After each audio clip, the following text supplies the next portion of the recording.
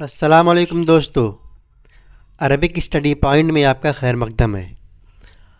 آپ کو یہ بتاتے ہوئے بہت خوشی ہو رہی ہے کہ عربک اسٹڈی پوائنٹ نے اب ویڈیوز کا ایک نیا سلسلہ شروع کیا ہے، جس میں نیوز پیپر کی کسی ہیڈنگ یا مختصر خبر کا ترجمہ پیش کیا جائے گا، اور اسی طرح نئے الفاظ یعنی وکیبس کو بھی حل کیا جائے گا۔ تو آئیے آج کی ویڈیو شروع کرتے ہیں۔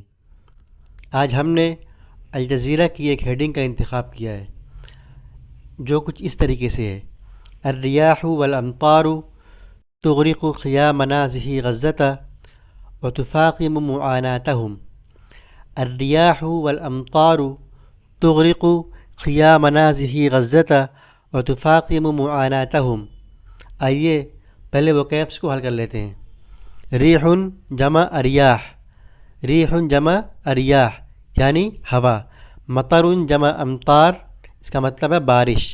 اغرق یغرق اغراقا باب افعال، ڈبونا یا غرقاب کرنا، زیر آب کرنا۔ خیمۃ جمع خیام، خیمۃ جمع خیام، ٹینٹ یا خیمہ۔ نازح جمع نازحون، نازح جمع نازحون، پناہ گزیں یا شرنارتھی۔ فاقم یفاقم مفاقمۃ، فاقم یفاقم مفاقمۃ، بدتر کرنا یا تری میں اضافہ کرنا، باب مفاعلت۔ معانات پریشانی۔